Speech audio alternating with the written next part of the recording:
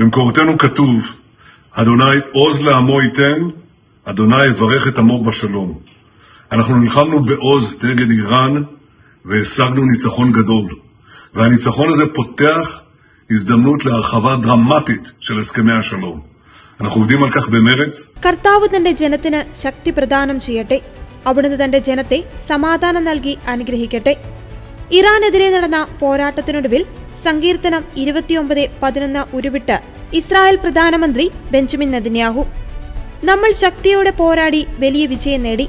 ആ വിജയം സമാധാന കരാറുകൾക്കായുള്ള വഴി തുറന്നു. ഒരു ദിവസം പോലും പാഴാക്കരുത്. നമ്മുടെ ബന്ദികളുടെ മോചനത്തിനും ഹമാസിന്റെ പരാജയത്തിനും പുറമെ ഇവിടെ ഒരു അവസരം കൂടി ലഭിച്ചിട്ടുണ്ടെന്ന് നെതന്യാഹു പറഞ്ഞു.